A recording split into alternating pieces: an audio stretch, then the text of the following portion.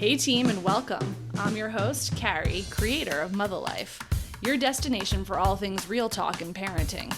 This is the IRL group chat, where we talk about the wild balancing act of pursuing careers and passions while also doing our best to show up for our kids. Join me every week as I sit down with some badass parents in my closet and we talk about their careers, kids, and relationships and all of the weird shit that comes up when you're trying to balance the seemingly impossible.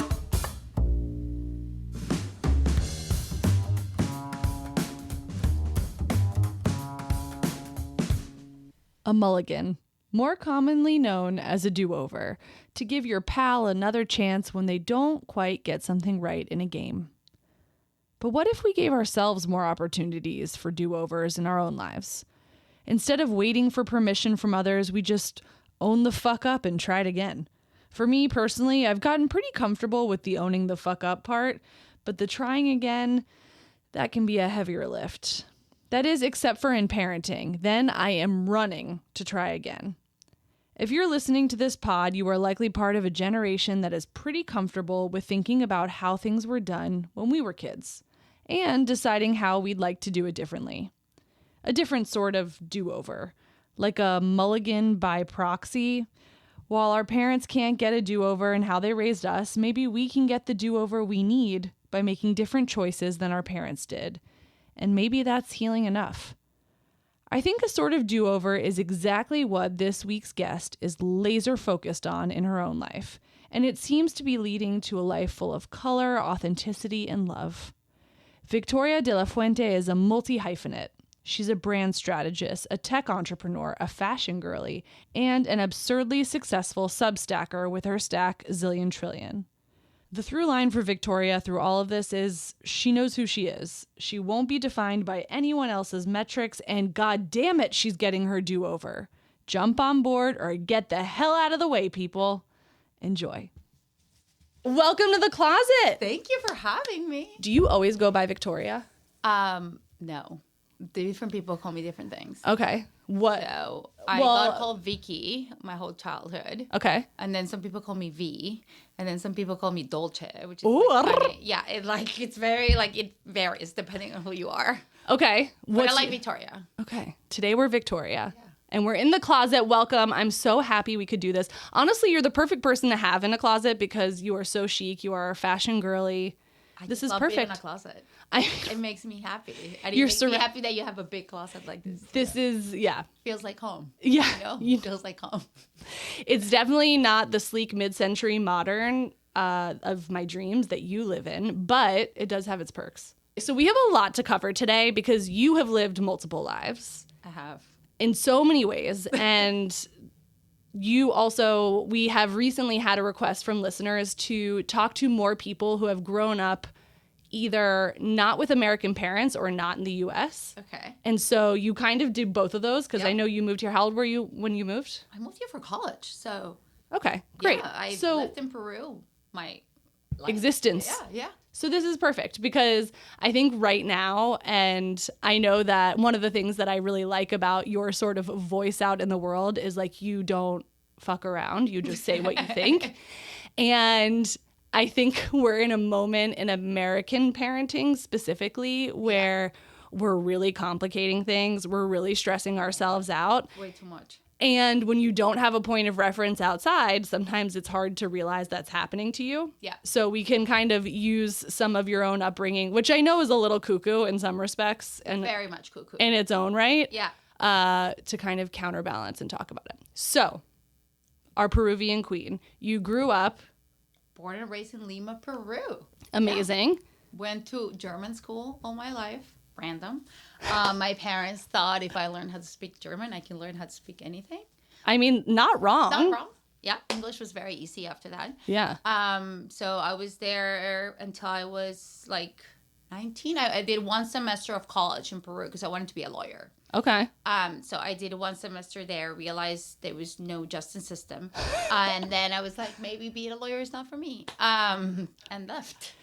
How lucky were you that you figured that out before you did all of that schooling? Well, both my parents are lawyers, right? So that's what was talked about at the dinner table. And I really believed in having a sense of purpose, and I think that law gives you that in a lot of ways. And Yeah. I really wanted to help people, and I wanted to be a voice for people that couldn't necessarily speak, and I really went there with the best intentions. And I very quickly, I think it was also at the same time that my mom was kind of like dipping into politics too. So it was like the perfect storm to really see this is all BS. Yeah, it's not cute. I'm not going to make any change, and I can make more change from the outside than from the inside because it's so corrupt, especially in Peru. Yeah. That I was like, let me just go and study marketing. I wanted to study photography. They didn't let me because that was not a real career. Yeah, how are you going to get paid doing that? Exactly. Especially in Peru. I was Yeah. like, you don't do that. That is not a real career.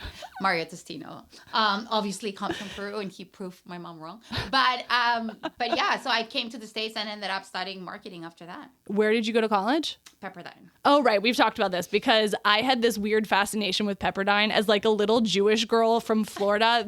I didn't even realize it was like a sort of religious school. It's a Christian school. Yeah, I had no idea, but I just knew it was by the beach. It was like, it's Malibu. It's beautiful. It does look unbelievable. I mean, I wanted to go to Boston, so BU was my thing. If you're from third world country, you go to Boston. That is what you do. That's what your parents tell everyone. And I got in, but they told me I needed to learn how to speak English because, again, my accent was not great. It's still not great. So it was just like I needed to do a whole semester of only English. And I was like, I can't do that. That doesn't make sense. Also, because if you're a foreign student, you know that you have to like pay full tuition. Yeah, it's like, expensive as hell. Yeah, very expensive. And I was like, that doesn't make sense. Let me go to Pepperdine and do one semester. I'm sure my English will get better, and then I'll go back to BU. And I just didn't go.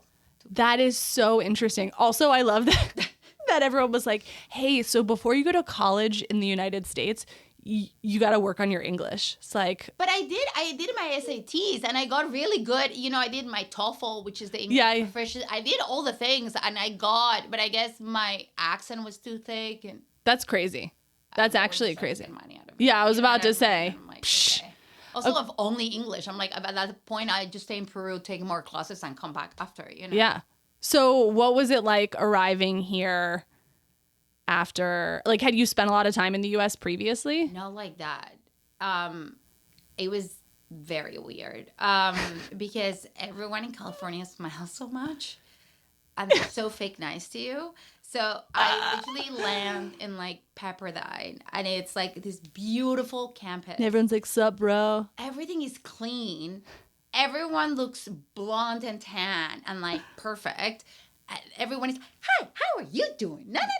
Like, yeah. And I was just like, whoa, this is a lot of happiness. Like, yeah. You know what I mean? Yes. So I was a very disturbed teen. So I didn't understand all these happy vibes.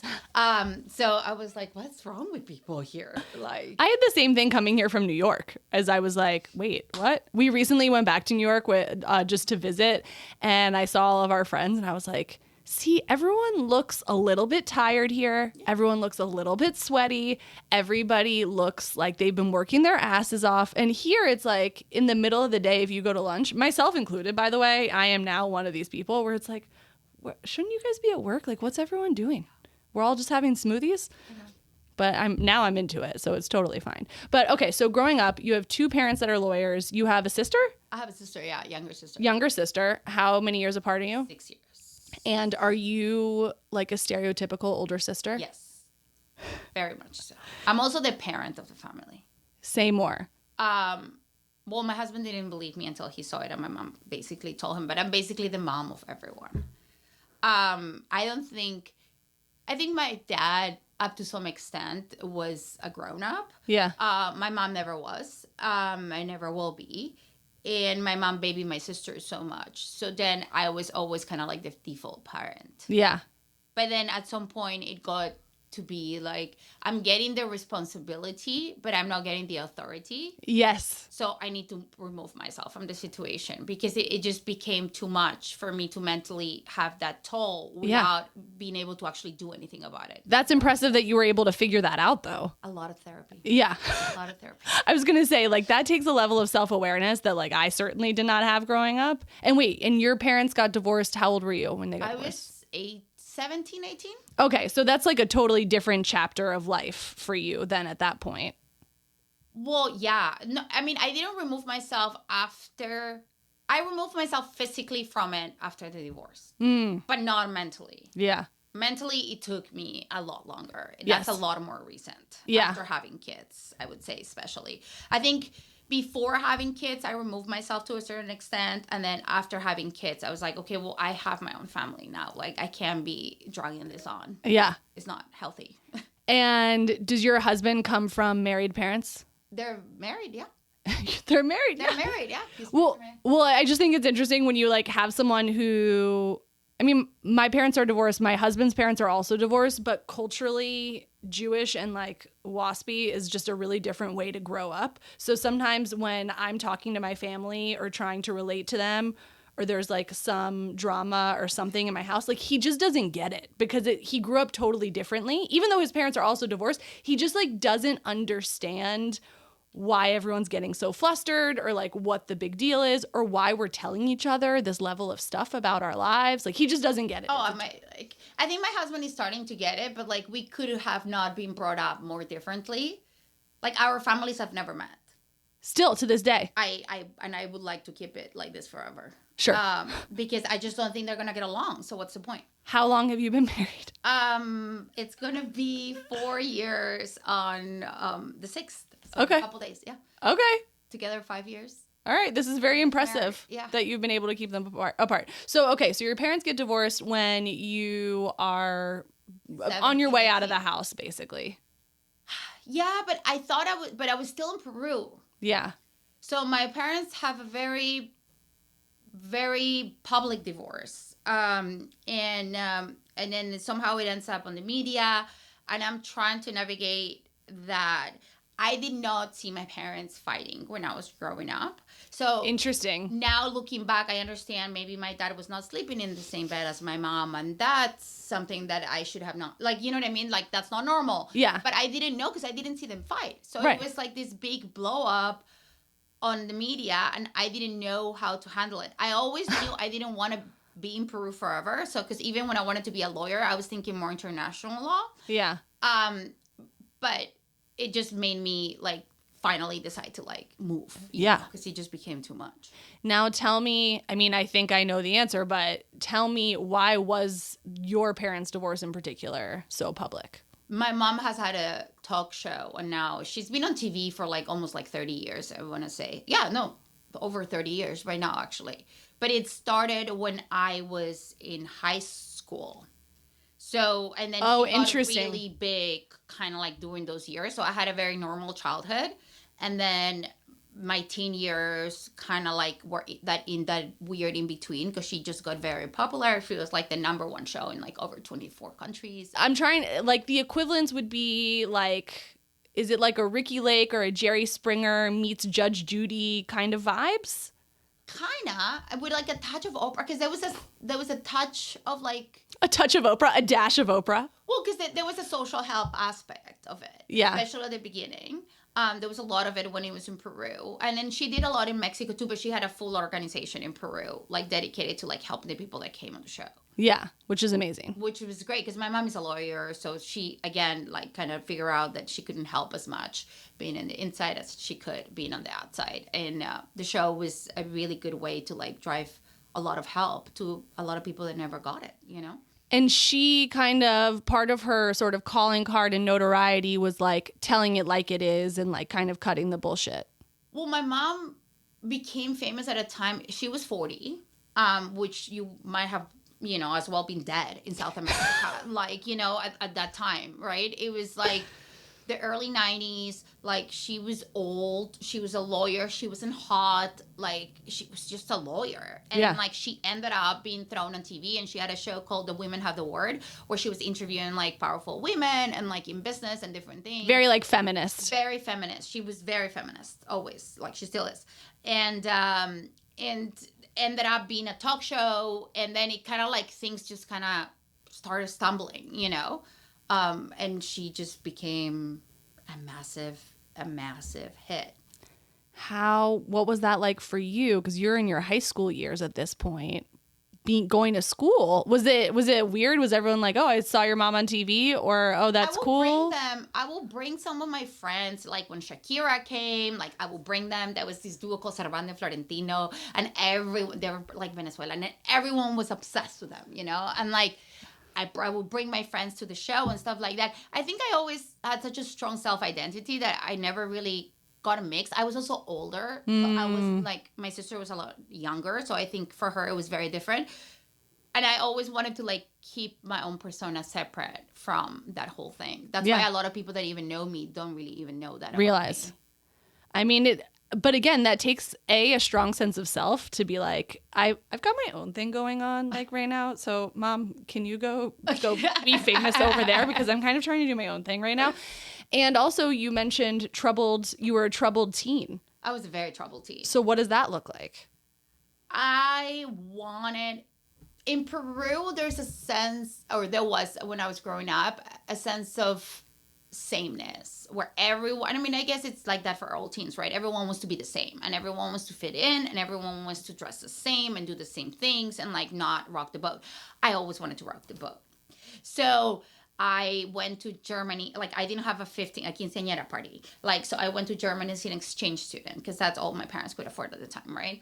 And then I came back and I had like short, like burgundy hair and my nose pierced and my belly button pierced and like streaks of like colors that I would do with like, you know, I just was dying to be different. I totally get that. And that was just, didn't want to be like everyone else around me. That was like my worst like fear. And then I would read. I was obsessed with reading. I still am, but like I would only read women at some point in my life that killed themselves. So Sylvia Plath. Very into her, like, you know, Alfonsina Storni, Alejandra Pizarnik, like all these women, like especially around 1920s Argentina was like my vibes. And they all like, you know, would like throw themselves in the sea and like kill themselves. And I thought it was so poetic and they felt so much. Right. That like, and they knew so much that they just like had to go through that. Yeah. What a niche corner of literature to be like, I'm sorry, I only read women who kill themselves. It was very specific. Yeah. I love that. We love a niche. Like, it was very neat. I also like I think I didn't want to fit in because I knew I didn't. Like, and I wasn't particularly pretty. Yeah. Yeah. Like, I totally get what. Chubby. And so I was not going to be the hot girl, like, right? I was not going to be that. So I need to find what am I going to be? Like, if I'm not going to be the hot girl that gets all the guys, then what, you know, you need to, like, grow other things. When you're a chubby girl, you need to become funny. You need to become literate. You need to, like, grow other things. So I think in a weird way, being chubby and not beautiful in your teen year makes you a lot more interesting. Amen. I totally get that. Now, throughout, you kind of have this family business is law. Maybe I'll do that. You come to the U.S., you decide you're going to do marketing. But before that, you've mentioned that, you know, you were kind of the parent of the house. I was until very recently. Until how old's your oldest? My oldest is almost 4. Until about 4 years ago. It was a little bit before that. But it's just, I think it was a trial and error to like kind of like see what the boundaries are. Like, I think right now I'm just like kind of like completely cut off because I haven't found a way to do it lightly. Yeah. I have the type of family where it's they kind of suck you in, just, you know, and it's exciting and it's a lot of things, but like I don't have that energy right now to like give. Well, know? That's the whole thing with boundaries, and anybody who's been in therapy, I'm sure we all talk about this, especially like our parents' age, like really bristles against boundaries, right? Because if somebody's setting a boundary, they're telling you to stay over there, and nobody likes being told to stay over there. And so it's like the natural function of saying, I'm setting up some boundaries makes everybody else uncomfortable.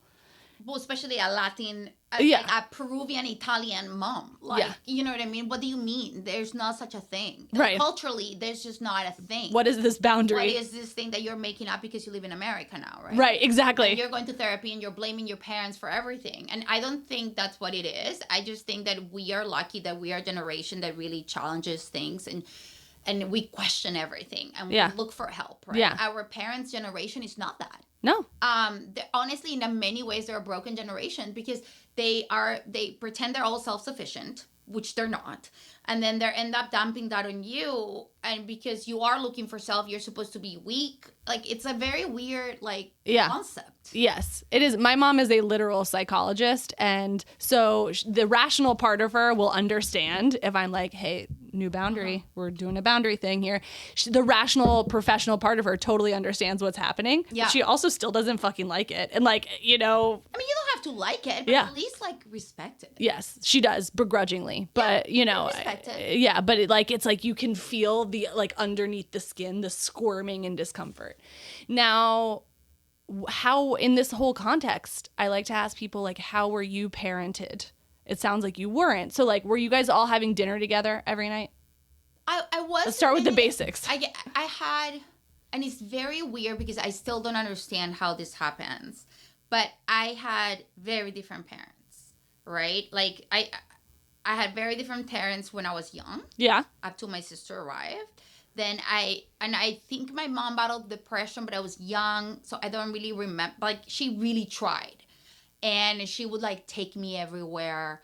And my mom has lived many, many lives. So when she was a teacher, she was a teacher, she was a not a teacher, she was a professor in college, and I would be underneath her a desk while she was teaching and stuff. So she would always bring me along. And I was always kind of part of that conversation, and I really like that. She would take me everywhere. Yeah. And she also had me at 30, which was again very late for ancient. Yeah. Exactly. So she was just she really wanted me, right? So I think that first part of my childhood, I was very cared for, and my parents were always there. And I think that was, it's kind of the roots of why I am the way I am, because I do think I have that really good foundation because of them. And then things changed. So that's so interesting. I mean, my husband and I talk about a lot, the importance of those first 5-6 years developmentally and whatever. And it's why our entire generation is losing their minds over trying to be such good, conscientious parents. Because we all know on some level how important these early years are. Yeah. Keeping cortisol levels low in our kids, just making sure that they feel loved and safe and all this stuff. And we're all stressing ourselves out to make sure that our kids really do feel that and know that we're there for them in a society that has now built to make that really hard to do. Yeah. And those early years, it's just really interesting to hear you say those really early years actually were what they were supposed to be for me. And I feel really good. Yeah. And probably the first 12 years were great. And then what was it that changed, and how did it change? Well, my mom became famous. And oh, you mean just that? Yeah. So, and that started bringing a lot of issues in my parents' relationship. My dad was her number one fan, and somewhere there's folders of my mom with every clipping of everything sweet. she was ever into. You know what I mean? But they wanted very different things. Yeah. Right? My mom was super ambitious. She wanted to make a lot of money. She wanted to be famous. She wanted all these things. And my dad was just very content in going to Miami once a year and not living a lavish life and not having all that stuff. And my dad is a man and my mom's a woman. And in Peru, there's also a lot of, it's a very macho community. So people were saying a lot of things to my dad, I'm sure. And that I think it was emasculating to him in many ways, that my mom was becoming so successful and he wasn't. And I think it was kind of in a weird way, kind of seeing them separate. And obviously my mom became famous, which means that she's spending less time with us. Sure. Right. And she's trying to fix things with money. And then around that time, obviously she started flying and doing all these things. And then she they decide they're gonna get a divorce. And my mom started dating someone else. And I find out on TV that she was dating someone else, right? So I literally someone called me and told me to watch a show. She's like, are you watching this? And I'm like, watching what? And it was some sort of a gossip show, TMC or whatever. And then I find that out alongside with everyone else. And it was not, we grew up middle class, but my mom's side of the family had money. And for Peruvian standards, I was like well off. Right? So I was in whatever that 1% was. So you don't, I mean, it sounds awful, but like you don't date beneath that. That guy didn't even know how to read and write. Like we don't, that's not what we date. Like that's, that was so outside of. Was he hot? Like what was the driving factor? I guess he was very young, and for her standards, he was a good looking guy. Like the whole thing was very poorly managed, to say the least. And she has a documentary about herself that just came out. And she has a documentary about herself that just came out on like VIX, which is like a Univision network. And I was watching it weirdly with like my husband on like Saturday, which was very triggering because there's like a lot of like videos and stuff like that. And I was just like, it was just so poorly managed because I cannot imagine, like if my husband and I, God forbid, divorce, I cannot imagine not having a warm up period like before, like when I start dating someone, to bring them to my kids and slowly bring them to my kids and like having a game plan. Like, you know what I mean? And like bringing them into the conversation as opposed to like throwing that on them to like such a degree, you know, and at the same time throwing so much money at them, right? Yeah. So to make myself feel better. Now, through this whole time, are you probably subconsciously like collecting little nuggets in your head for like, when I grow up, if I have a family? Did you want to have kids at some point? I always wanted to have kids. So always. like, are you like collecting little nuggets of like, I don't want to do things this way, or I do want to do things this way? Yeah, for sure. For sure. And I think that's also why I started Silly and Trillion in a way, because I realized I didn't have role models for parenting. I really didn't. Like I cannot name you one healthy relationship that I have been around that where I'm like, I would want us to be like them. Yeah. So I didn't know. I was listening to a podcast today, and Emma Grede said, you cannot be what you cannot see. So how was I going to be a good mom if I couldn't see what a good mom was like? Yeah. And sure, I had TV shows, but those are not. But that's not realistic either. Yeah. And I didn't know. Right. So it was this weird quest of like trying to like figure out what makes a good mom. Yeah. Like, you know what I mean? Like, and talking to my friends and seeing what they're doing that is working, what is not working. Successful people, how are they able to like balance things around, and like how does it all work? Because I didn't have that. Right. Like, and I don't see a lot of people with that in my family that I can mimic. Yeah. So I was like, okay, I need to like figure out, especially now because I have 2 sons, which is super weird to me. Yeah. You know what's interesting? It surprised me when my son's the older one. When he came along, it just surprised me how tricky it has been for me to figure out boys. It's such a weird. Like it really caught me off guard. Yeah. But I guess I had never thought about it before. Like there's just impulses and instincts and stuff that he has. And I'm not saying all boys have them, but like there are some stereotypes that, at least in my case, seem to be true. Yeah. That I just like really have a hard time wrapping my head around, where my husband's like, oh yeah, like it's super annoying, but of course he's doing that. It's very foreign to me. I always thought I was going to have 2 daughters.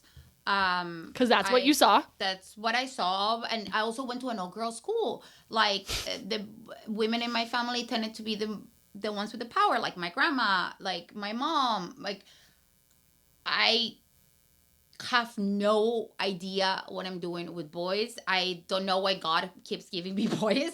Like I love them, but like it's just such a weird foreign concept to me. They do have really good hair though. They have great hair. But it's like a very foreign concept. So I started reading, because my husband kept talking about like why men are falling behind and the problem with men in America, and I just thought he was bullshitting me, and I was like, come on, like another, like, you know, you're privileged white boy. Yeah, woe is me. And he was like, how was I privileged? Because my husband grew up poor, like, you know what I mean? Like realistically, he started working at 12 making websites. He taught himself how to code.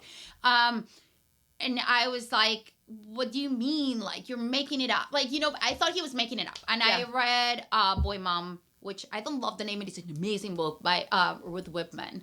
I don't want to categorize myself as a boy mom. I still believe I'm going to have a girl. But third time is the charm. But she really explains a lot of like things, and it really made me see my boys in a very different way. And I think in many ways, having boys is healing my relationship with men. Because I'm sure a lot of men are cheating, right? My mom was cheated on, and my dad cheated on my mom at some point too. Like, I don't know men that don't cheat. And my husband is like, I am sick and tired of you just waiting for me to cheat. Like, That's gotta be tough to bring that into a relationship. Yeah. Like, but I have all this baggage of like all these things that I have seen growing up, and like men are always cheating. Like, so I don't know a good man. And then I met my husband and I was like, oh my God, he's such a good guy. Let me just marry him real quick. Let me just real quick. Like, you know what I mean? A year later we were married. That's what I'm telling you. Like, it was quick. And then I end up having a boy, and I'm like, how can I raise good men?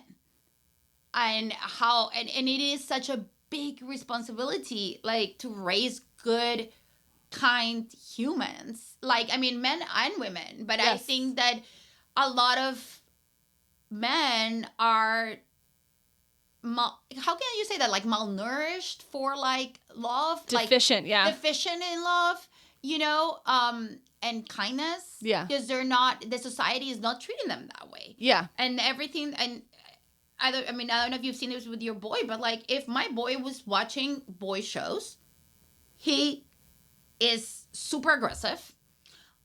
He starts wanting to kill things and punch things and like fight and fight. And where's that coming from? The shows that he's watching. Yeah. And if he's watching My Little Pony or like whatever, like, Gabby's Dollhouse. Gabby's Dollhouse. Shout out. Yeah. Yeah, I mean, Daniel Tiger, like, obsessed. God bless Daniel Tiger. God bless Miss Rachel. But, like, unless he's watching things that are more like that. Pew pew. Like. Yeah.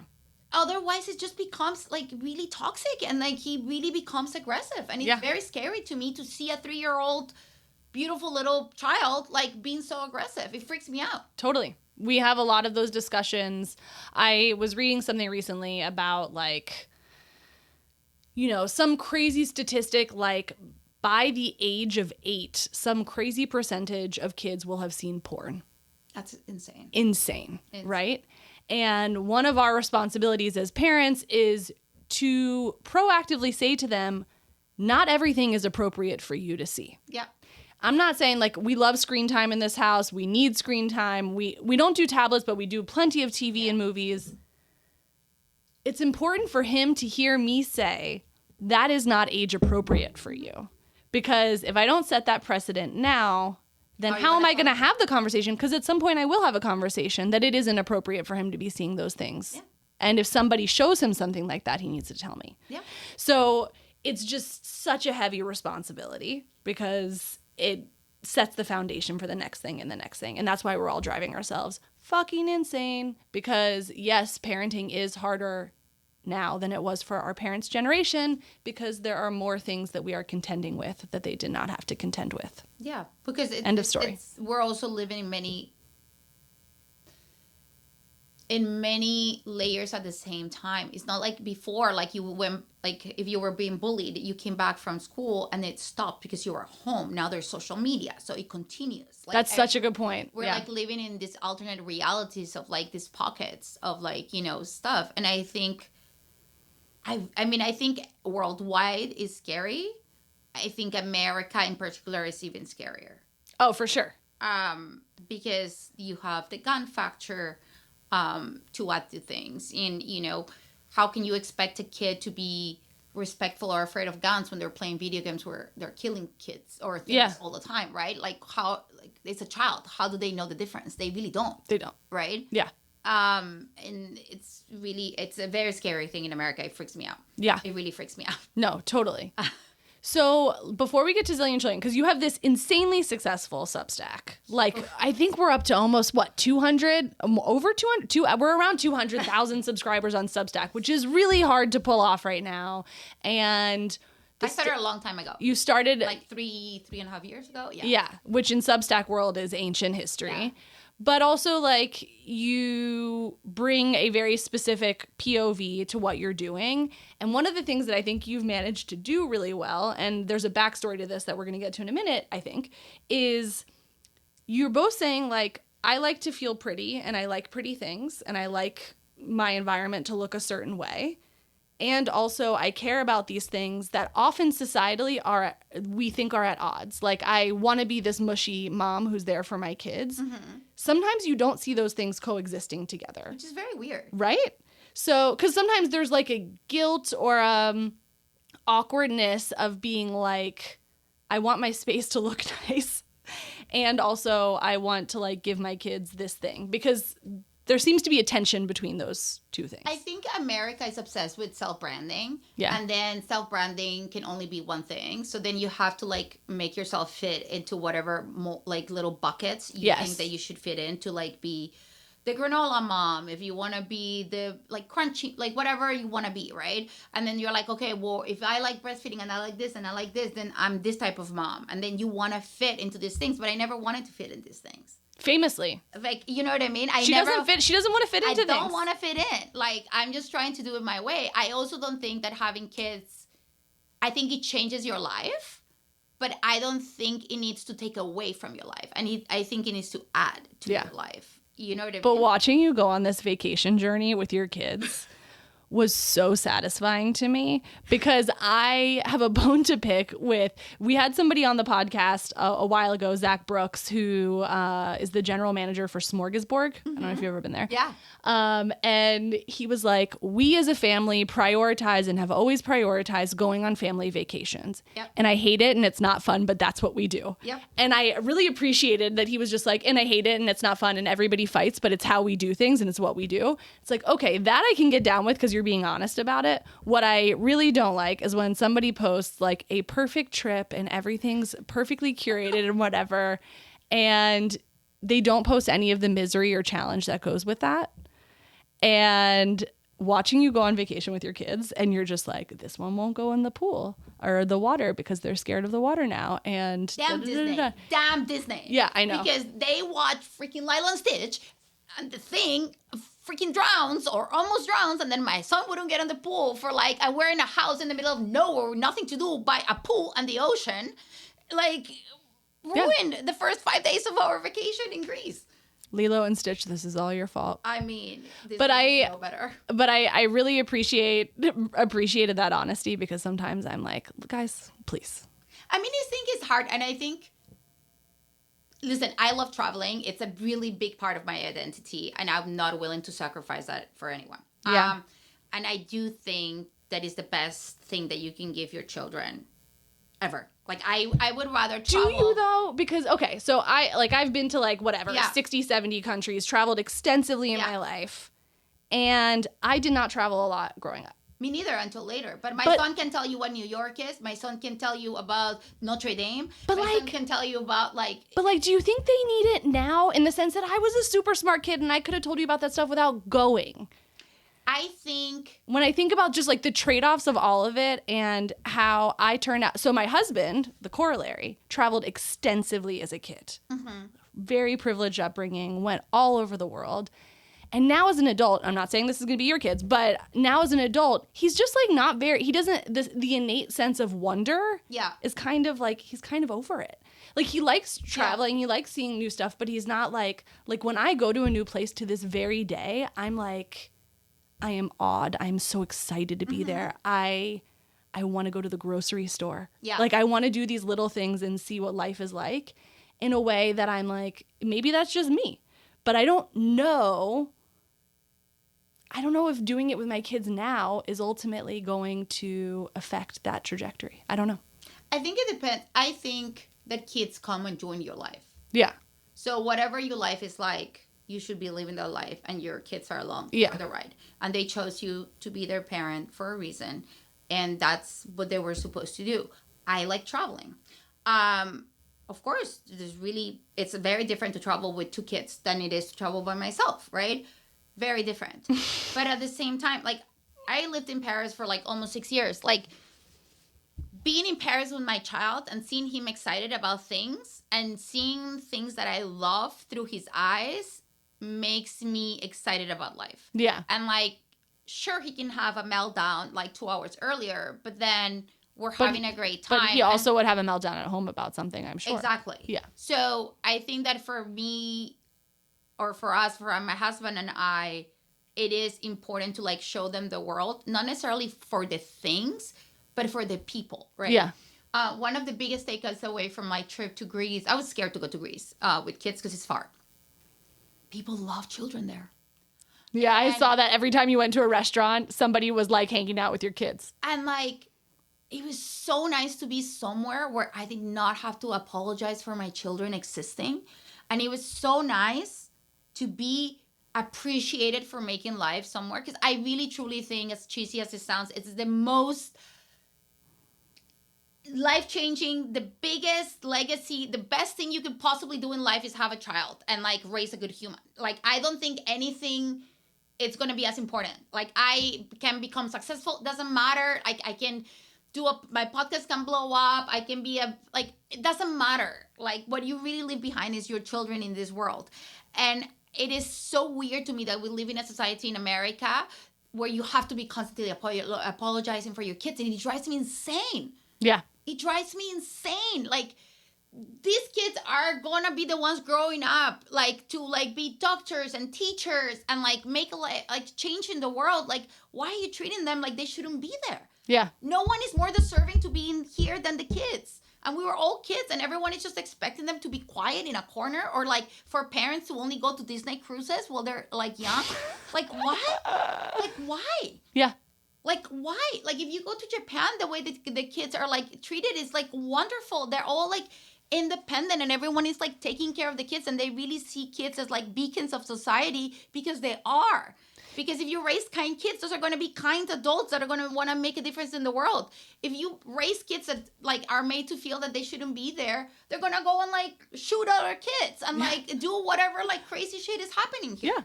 You know what is interesting? So I don't know if you're familiar with this book, Bringing Up Bebe. Yeah. So I loved this book when book. I was pregnant. Great book. The one thing about that book, though, that I think actually misses an important piece that you're talking about is, and for those of you who haven't read it, it's about an American who's living in France and is raising her kids there. And so she's kind of anthropologically looking at the difference between raising kids in France and in the US. The part that I think is missing from that book, which you just mentioned, is this thing about society accepting kids. You didn't say society in France or Greece is accepting well-behaved kids. You're saying society is accepting kids, right? So what that book made me feel, I read it when I was pregnant, made me feel once I had kids is like, I can't bring my kids somewhere unless they're going to be well-behaved. Mm-hmm. Because she doesn't talk about her kids melting down that much. Yeah. She talks about... Also, France is different than Greece. Right, sure. France is not as accepting of kids. Sure. Okay, so let's go to the Mediterranean. Let's focus on the Mediterranean. Yeah. A little messier, a little louder. We appreciate like that. Italy, like, you know, Spain to some extent. Depending on Greece, where, like... But this idea that, like, what you're saying is these places are accepting children in all of their forms. Whereas when I read that book, I was just like, well, I can't do these things that she's talking about doing in the book because, like, I can't guarantee that my kid's going to be well behaved when we go. Whereas apparently little French kids are perfectly behaved all of the time. They're not. But if you bring your kids often enough to situations where they're around grown-ups, they're going to learn to behave a certain way. And if you keep them at home, they're going to behave like animals whenever you take them out. Feral animals. Because they think it's their world. Yeah. But if you teach them that they are coming into your world, and listen, I go to their birthday parties. I go to all the stuff. Do I want to be there? No. Is that fun? No. Do I want to be friends with the moms? Most likely, no. But I'm there. Yeah. So if I want to go to dinner and I want to have a nice dinner, then you have to come with me and compromise. I tell him, like, my son is 3.5, so now he has opinions. And I tell him all the time, I was like, if you want me to do things that you want to do, then you need to also do things that I want to do. And I think that no other time is that more apparent than on a trip. Because if you want me to go to a park and play with you at the park, then you also have to come to the museum. Because I want to go to the museum just like you want to go to the park.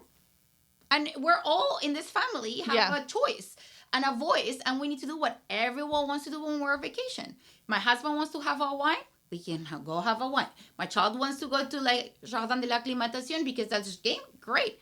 The baby doesn't really have that much of a voice, but when he does, like, we'll also do things that he wants to do. You know what I mean? He's like happy to be here, everybody. But he's just happy. I mean, it's a beautiful age, man. A year and a half. Like, they're just happy to exist. Yeah. They don't have happy to be here. Looking at them is funny. What a great time. Child also, like, you know what I mean? They know what they're born into, so it's a very different along vibe. for the ride. Okay, wait. So how do we get to this massive success of Zillion Trillion? So you have this career in marketing before. Not at all. So I never worked in marketing. Or not marketing, which is but the like funniest thing. What is it? What do we I call worked in fashion. Yeah, but it So- was like a very specific corner of fashion. So tell me what you were doing. Well, I did everything. So I always knew I wanted to work in fashion all my life. Like, it was my dream. But I'm from Peru. So that's not a thing, right? There's no fashion in Peru. Like, we manufacture for other people. So I believe in working your way up. I think now I would have a very different take on how I would do things compared to how I did things. But I interned everywhere, worked for free. I worked in PR for very long. I did Bismarck Communications until they made me clean a bathroom, and then I quit. And then I did so I did PR. I did styling. And I figured out all the things that I didn't want to be, right? I even tried at some point to like be a designer. I took a course and I was like, I don't have anything unique to propose. So I'm not a designer, bye. So ended up moving to Paris, did my grad school there in global communications. Because my parents will always pay for education. So that's how I managed to travel extensively too. So, and that's a real career, right? I'm not going to study fashion. I'm going to study global communications. And then of course I end up getting a job in fashion at a buying office where I was basically helping buyers figure out where the new cool stuff was. And this is like pre-Instagram being what it is. So I will be researching all the new cool brands and like bringing them at the forefront, and then creative like initiatives for people to want to come to like the different luxury department stores. And then I started doing trend forecasting. So because I was going to all the shows and doing all the things, I could kind of like tell what was going to come up like later on.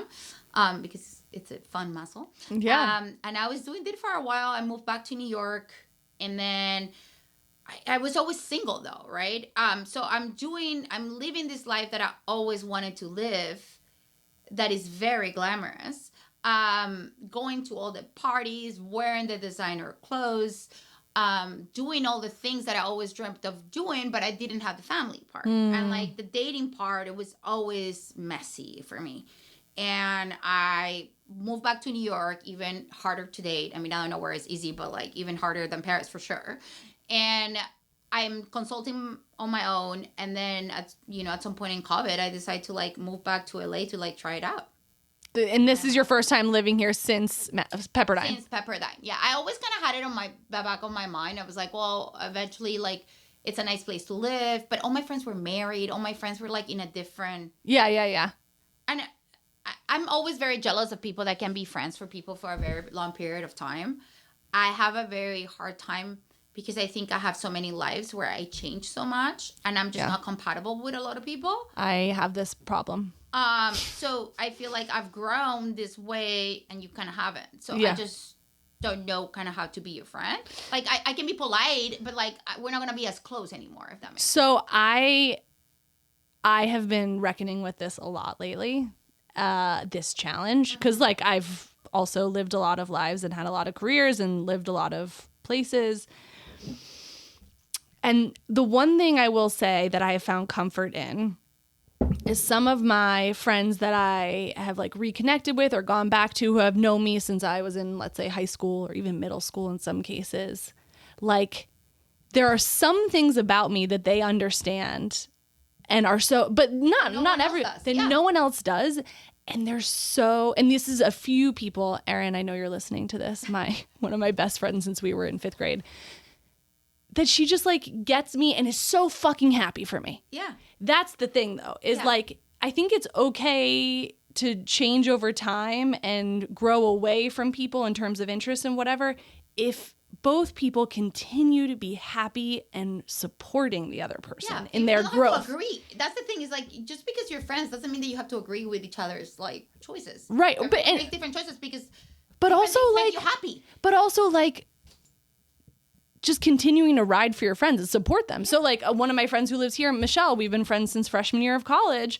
We couldn't be more different as human beings, our professional interests, whatever. But like still a couple of times a month, we will sit on one of our couches and eat popcorn. She's not married. She doesn't have kids. Like she's in a totally different stage of life. We will just sit on each other's couches and eat popcorn and just be in the same space with each other. Yeah. And I'm trying to like go back to that a little bit more, which I think has been a little bit healing, because for a long time I was like, people don't understand me anymore. And it's like, actually, in some ways, they understand me better than maybe. So I many haven't people. been to Peru. I have a very weird relationship with Peru because of a lot of things that happened there. So I don't really go there much. So I've always kind of... That makes it harder too. That's how I feel, but I'm from Tampa in Florida and I very rarely go there. A lot of things have happened that like it gives me anxiety to even like think of going there. Like I'm sure I'll go and like I just kind of have to heal a lot of things, I guess. You sometimes identify as a stay-at-home mom. Well, that was because I didn't have a nanny during last week. Okay, so it's just for the week because I was like, I'm not a stay-at-home mom, but I work from home. Yes. Right? So, yeah. So I spent a lot of time with my kids. And that was a very conscious decision because I had kids later. So I really wanted to enjoy them. And it's a very finite time that we get to spend with them, as traumatic as it can be sometimes. But it was a very conscious choice. Like I have a nanny usually that lives full-time in my house with us. She's living? Yeah. Wow. I can't. I'm South American. We don't fuck with that. Like, I need someone at home. But when the baby was a baby, like they usually work nights and I'm the one doing like, during the day, but then I'm working when the baby's sleeping, and kind of like trying to like make it work that way. And we have very flexible schedules. Like now, sure, we went on vacation. The kids went on vacations. We were working at night. Yeah. Like we have a startup. We could not work. Like, we have, like, consulting businesses. We can not work. Now, tell me about the meeting of your husband, who you locked down basically immediately after meeting him. Yeah. So how did you guys meet? We met on Hinge. Hinge has the highest success rate on the podcast thus far. Yep. Okay, so you met on Hinge. I like to say two things. I was single, for anyone that is listening to this, and they happen to be single listening to a mom podcast. But, like, here's the thing. I was single for a very long time. And I had to do a lot of work on myself to like be able to meet my husband. And it was COVID. I had just read Breaking the Habit of Being Yourself by Joe Dispenza. I started doing the meditations. I have a healer here who is incredible, Peter. And I started doing work with Peter a year before to really get to the place where I needed to be before meeting my husband. And that involved cutting a lot of things before I needed to meet him. And in a very weird way, I was still very dependent on my family. COVID happened. I had to move to Mexico because I was in London when it happened. I was back in America. I didn't know where to go. I ended up with my mom. And I was still like, I always worked, but I was still taking money from my mom. And I don't think people realize how much of a toll that takes on you. Because everything has a price. And when you take money from people, that involves a lot of things that you have to deal with. And I was so attached to the clothes and the traveling and the luxuries that I couldn't see how much that was weighing me down. Because that's all people want to see on Instagram is like the luxury of stuff. But like there's a lot of things that you need to put up with in order to have that. And in my case, at least that's what it was. And I lost everything during COVID. I lost my dad. I lost my business because I was consulting, and I'm the first one to go when you're consulting for stores. And yeah, of we course. don't know what's going to happen. And I was stuck with my mom. And it really made me kind of like figure out my life. I had a little bit of money left. I had a $5,000 a month apartment in New York. I need to still pay for, which makes no sense because I wasn't even allowed back in the country, but I still had to pay rent. And I was trying to like do gigs and here and there through like Zooms. And I was like, you know what? I moved to LA literally with less than $5,000. Like literally I had a month and a half rent to pay and hoping. And I moved here knowing that I was going to meet my husband. I was like, I am going to meet my husband because everything else is shit. And I am a Virgo. So I literally came in and I had 2 weeks of dates lined up. I started dating when I was in Mexico, full on, pretending that I was in LA. I put all my dating apps to like here. I talked to like a dating service that I was here. I was like, I am going to put in the work. This is a numbers game. It's a numbers game. And I'm going to meet him this year. And I think it happens to a lot of women. Like we get very caught up in this idea of like being strong and successful because you don't want to get hurt. That you start portraying an idea of yourself that it's not you. Right? So my healer was like, listen, no one is getting to see you. Also, you were born for LA. You just identified as a Virgo. You're telling me about what your healer told me. You've done some meditation to prepare for this moment in your life. made to be in LA. I mean, I guess. Like, I mean, there's a side of me that definitely sounds very LA right now. I also like smoothies from everyone. But There you go. You know, but I think you need to be in the right mindset and the right energy in order to attract the energy that you say that you want. And I wasn't that person for a very long time because I was valuing different things, like, right? So even if I would have met my husband, I would have not dated him 10 years ago. And I don't think he would have dated me either. Like, you know, I literally once broke up with a guy because he didn't go to Asia. I was like, oh my God, what kind of guy didn't go to Asia? He's 25. Like, ew. So like, it was so shallow. So like, niche. I love it. I was just focusing on things that didn't freaking matter. Yeah. Like, you know what I mean? It was all BS. So what were his green flags? I met him and he like picked me up. And, I mean, it's COVID also. I didn't even have a driver's license until recently. But like he picked me up. He brought flowers and chocolate. And I was like, what is wrong with you? Yeah. Psycho. Like, are you trying to kill me? Of course. It's the only natural conclusion.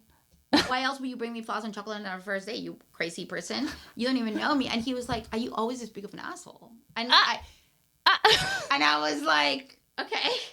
And like, because my healer had told me I needed to be softer and show myself. Like, I think it was one of those things where like, I didn't have a choice but to be myself because I was so broken because of everything had just happened. I literally met him a week and a half into being here. I met him the day I got the keys to my apartment here. Wow. Which randomly ended up being 5 blocks away from him. Wow. Which if you live in LA, it's a rare thing. That's a big deal. In New York. That's a real cha-ching. Right? Yeah. Like an apartment that I slept in probably twice when we got into fights. But sure. like I still had that apartment 5 blocks away. And when we went there, I was vulnerable and he was vulnerable. And we ended up crying on our first date.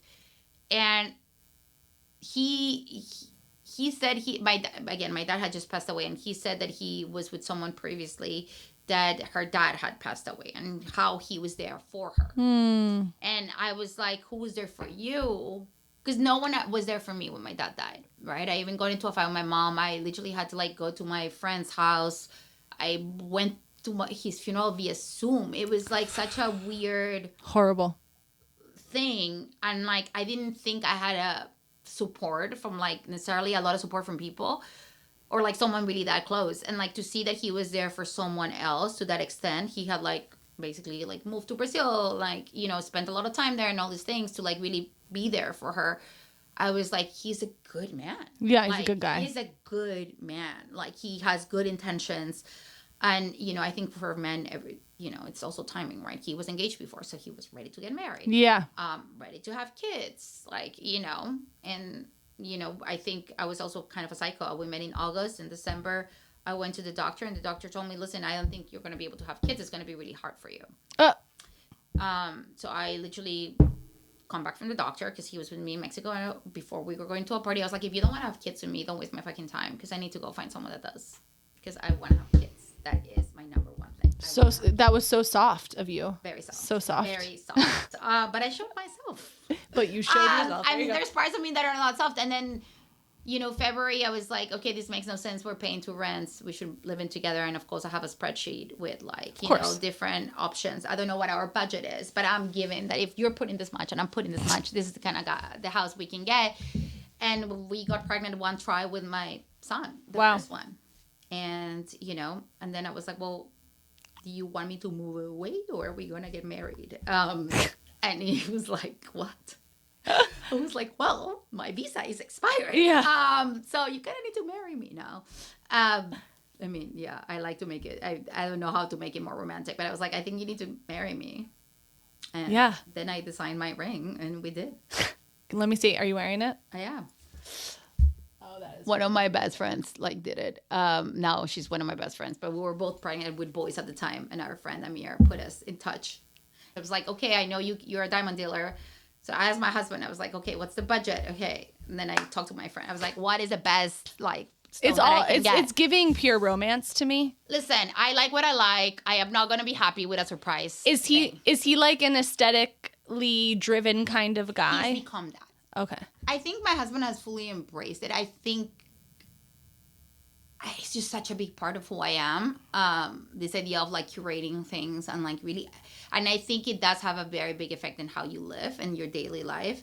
And by now I made him listen to all these podcasts and all these things that I've sent to him. So he sees the value in it. I think because you grew up in such a opposite way, and I didn't grow up in a super aesthetic house either, by the way. I don't think my parents like care that much, but I always cared, and I love a story about the little tchotchke that you go somewhere, and like I think it brings so much to my life, and I think it brings a lot to my kids' lives. And this idea of color also brings a lot to our, like, my house is very colorful. It is. Very From the colorful. snapshots I've seen. Very, very colorful. So it's funny because like my husband jokes, have you seen Fools Russian? No. Oh, like the movie? Yeah. Yeah. Salma Hayek. Yeah. You know, when the Mexican family comes and all of a sudden the house looks like a piñata. He's like, I feel like I'm living in that. Our room is pink. You know what I mean? Amazing. We have a purple and red room and stuff like that. And I do think that color brings joy, and I see it with my kids. They're so into art and into color, and I don't know, is it versus nature versus nurture, but like they really are into those things. So if your husband's on board with the aesthetics, you guys are literally building a business together. Yeah. Now. It's hard. What do you fight about? Oh my God, everything. But like, give me. And do your kids see you argue? Because you grew up in a house where your kids never saw you argue. See me argue because I have a very hard time controlling myself. I think he's better at it than I am because he doesn't. He will have to blow up. I get very overwhelmed. I'm having a hard time, and I'm really working on it. And I really started doing the artist way, and I thought it was very helpful. I couldn't do it obviously because I was on vacations, and believe it or not, I didn't have the time. Shocker. But I thought the writing the 3 pages in the morning was very cathartic, and like it helped me. I get very overwhelmed, and then I don't know how to manage the emotions. Yeah. And then they come out, and we fight over having a business together is hard. It's like, it's very hard. You know, it's just, and then the kids think there's no 50-50, right? And like, there's never going to be 50-50.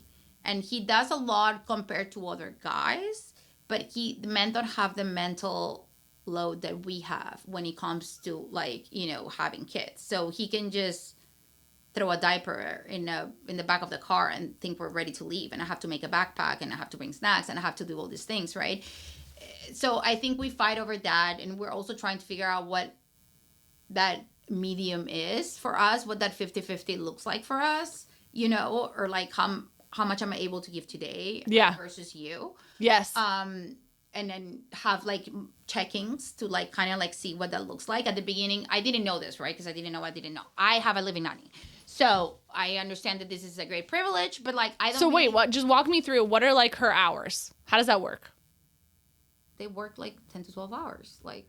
But is it the same for her? Is it like the same 10 to 12, or does it change based on? Yeah, it changes based on our like routine. Life. But like it also, like my older son goes to school, right? So it's not like a half and like, and the baby's easy. I can take care of the baby. Like the problem is the 3-year-old, because they have all this energy now, and like they need to be entertained, and he's very smart, so he really needs to be entertained. We are in a vacation, and I'm waking up at 6 a.m, and I'm making breakfast. I'm changing them because I don't like how he dresses them. So I'm changing them. I'm making the breakfast. I'm dealing with both of them at the same time, and he's still sleeping. I have a problem with that. Yeah. Why do you get a vacation? Yeah. Right? But then it's also like, but he's making more money than me now, right? Yeah.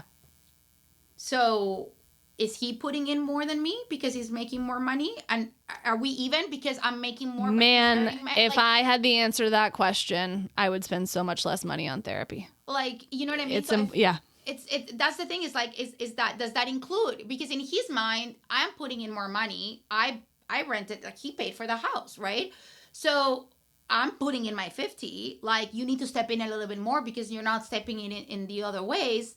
But right now we have both made a choice for me to be working from home and not be making as much as I could be making, like, you know what I mean? And also having a startup, which, you know, is the biggest leap of faith you could possibly have, hoping that we're going to make it, you know what I mean?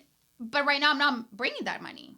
So you know what I find the most confusing, Victoria, of this like piece, because fuck, I talk about this all the time, it's a huge source of tension, is the weekends. Because, okay, let's say it's not 50-50 on the weekdays. But we have a startup. But startup is every day. Sure. But like, but sometimes Saturday until 4 a.m. So we don't have that. My husband's a writer, so he would probably argue the same. Yeah. But I'm just like, there has to be some point or some window of time where we can say like, either it needs to be 50-50 for these 2 days a week or whatever it is, or you need to be doing more for this 1 day a week or whatever it is. Because I'm like, can this go on for forever? I interviewed Neha Rush. Yeah. I don't know if you know Yeah. She wrote the Power Pause. And yes. She said that they have a yearly like meeting where they literally like the money's for the house. So it doesn't matter who makes it. So the money's for the house. And then everyone gets to like choose what we do with the money. The time is both of their times, and they're allocating, kind of like the expectations. And I need to try that because I haven't done it because I'm not good like at planning. But I think it makes sense. I think for the future trip, for example, my husband said, well, just tell me what you want me to do versus you. So then I know. Do you want me? Is it a 2 week, like 2 days a week? Like, is that going to make you happy? Because otherwise you start becoming so resentful. And it's so weird because the one thing I wrote on Substack that became super viral was this idea of like, I don't want to become that woman. I don't want to become a nagging wife. And you become a nagging wife because you're internalizing all this stuff and you're getting angry and like you feel like you cannot bring it out. And then it comes in all this like little like nags and like things. And I don't want to be that. No. I don't want to be that wife. I don't want to be that mom. I don't want to be but that. But it does require your husband to be something that he is also not being, right? Not your husband, but any husband, right? Yeah, of course. But then you need to talk about it because I have expectations and he has expectations. We were brought up completely different, right? In his house, his dad went to work and he barely saw his dad. Yeah. Like at all. Like he literally worked from different cities. So he literally barely saw his dad. Yeah. And the mom was the one doing everything. So that's how he grew up. I grew up with nannies. And like even before nannies, like my mom started working when I was in my teen years. Yeah. Well, I talk about this all the time, this difference between, or the dissonance between in the archetypal heteronormative relationship where we are a generation that many of us were raised by feminist women who were constantly told it's 50-50. It needs to be 50-50. You can do anything. Yeah. And these men are looking at their examples of fathers and they're saying, if I do anything more than my father, I'm doing great. The problem or challenge, tension there is that these men, let's say they do 20% more than their father and their father was doing 10%. Yeah. That gets you to 30%. Yeah. The woman's still expecting 50%. I think we're wrong to expect 50%. But that's what we were told. Yeah, we were lied to. Right, but that's the challenge. That's we were lied to. Because our parents were projecting on us a hope for a future rather than a reality. But it doesn't exist. No, it doesn't. It's like balance. Like how are you balancing your life? You're not. Yeah. It's a mess. Yeah. Like, you know what I mean? Right now you're not balancing being with your child because your child is downstairs. She's not here. Yeah. Right? Like so totally. There's a give and take. So balance is bullshit. Yeah. 50-50 is fucking bullshit. Like, if that's the one clip I use from this, it's gonna be great. I agree. It's bullshit. Yeah. They lie to us. We're lying to ourselves by like fighting for this goal that is just completely unachievable. Yeah. Because guess what? If your podcast takes off or my podcast takes off and we're doing we're making all this money, we're not going to be spending time with our kids during the time. Right? Yeah. So there's always a give and take. There's always a cost to things. When I was traveling and wearing all these clothes, I didn't have the family life I wanted. Right now, I'm not traveling and I'm buying luxury clothes on Depop. Like, it's not the same thing. Like, there's always a cost and you're always kind of like working and trying to like balance it out. I think when my husband and I do well is that we're both very hungry for parenting that we didn't have. So we're constantly looking for answers and trying things. Do they always work? No. Do we fight? A lot. But we're trying. Yeah. And like, I think we talk about this a lot because we don't have very present grandparents for our kids. And I had an incredible relationship with my grandma, Victoria. Like, she was the love of my life. Good name. And like, good name. Great name. And I had a great relationship with my great grandma. That was my mom's. I literally used to go twice a week and spend time with her, like full days with her. And my kids don't have that, and it breaks my heart. Yeah. And I thought maybe my mom wasn't a good mom, but she could be a good grandma, and that wasn't the case. And my husband's parents have different priorities, and so it's just we're both constantly thinking, what can we do so our kids want to hang out with us, right? Because right now they're babies, so of course. But after 12, Yeah. how can we keep that going? How can they keep that going so when they have kids, we're the ones that want to call? And, and when they get in trouble, we're the ones that want to call. And how can it, and I'm very traumatized about this because so far I have 2 sons and I don't want to be the grandma on the dad side. No one wants to be the grandma on the dad side. Yeah. It sucks. No one hangs out with her. No one is close to the grandma. Unless someone died or someone is really terrible. But it's not the given, right? Yes. So especially because the cards I was given at this point is that I have 2 sons. That means that especially at least I'm praying at least one is gay. But if no one is gay, I'm really stuck with being the grandma on the dad side, and I need to work harder. That's what it means. I need to work harder and have better jewelry. So my daughters-in-law want to hang out with me and come wear my dresses and my jewelry. So funny. How am I going to make it so they want to come to me? And I get to be the one that gets to raise my grandkids. You know what? I think the sheer fact that you're thinking about this now means that you're already setting yourself up to be in a good place. And because you didn't have the examples that you had some examples that you loved and some examples that you didn't love so much in that department, you know what the good shit looks like from your grandmother. Yeah. And that I think transcends. I mean, I would, if my in-laws lived closer and were the super hands-on, get on the ground types, but love you, have a great time. What a dream. Have a great time with grandma and grandpa. I have a friend. What a dream. Her mom, Eugenia, her mom is an icon. She literally rents herself an apartment when someone gives birth. She has 3 kids, nearby. So she's there, but she's not in your face, but she's available. And for 3 to 6 months, so she can just be there in case you need her. And and she will make her food and freeze it so she would have it. And I was I don't think I'm going to be making food and freeze it because I don't even know how to cook. But listen, I'll send you food and I'll pay for it. You know what I mean? Even if you're not the most hands-on, it's I'll help you pay for the nanny or something. You know what I mean? In whatever your capacity, but at least be there. Yeah. And not be a burden, but be helpful, My dream, and I tell Adam this all the time, is my husband, my dream will be to once my kids have kids, live close by or have an apartment close by to wherever they live, even if that's not my main residence, so I can be a part of their lives. And then I can take them for holidays and vacation, because the parents also need that. Right? Everyone needs, and it's great for the kids to spend time with their grandparents. So good. What a dream, what a privilege. I know. And I think our generation also took that for granted. But now, because we see it, because our parents, a lot of the generation of our parents are not good grandparents. It's a real thing because they're so freaking selfish. We really see what a privilege it was to have the grandparents that we did have, and we want that for our kids because it's nostalgic. It's amazing that you get to learn. My husband had a great grandpa, and he taught him how to build things. And they would just be making things every weekend. And how amazing that he became a engineer and he was building things in a different way later on because of his grandpa. Well, ultimately, I think it is one of the biggest gifts we can actually give our kids is that we don't need to be everything for them. We need to figure out how to build the community and the family for them so that they're getting what they need from a bunch of people that we really respect and love. But that's also a relationship. Yeah. You're never going to be, and I think that was my issue a lot with dating. I wanted one person to be everything. Yeah. And listen, my husband and I do a lot together, more than a lot of people. And a lot, I really enjoy spending time with my husband.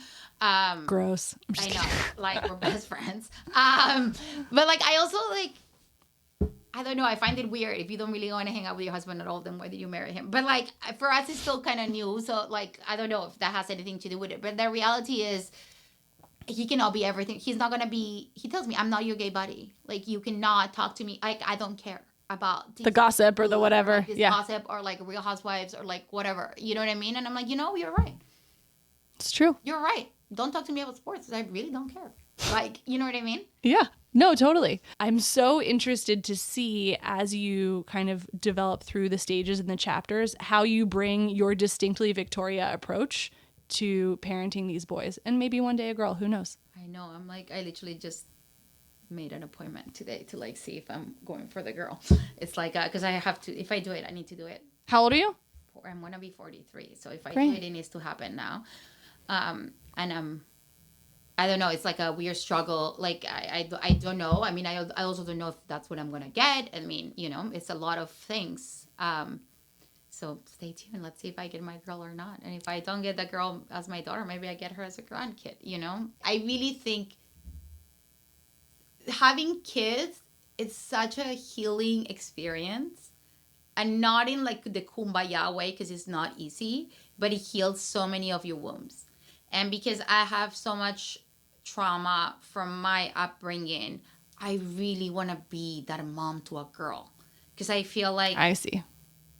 I would cure myself in a weird way. Like, you know what I mean? Like, I want to see my husband dancing with her at her wedding. Yeah. Like, you know? So I didn't get that. Also, like, I want to be that mom that is there for the grandkids. Like, I want to be that. I really think that you will. But you know what? You could get a daughter who says, Mom, I'm not getting married.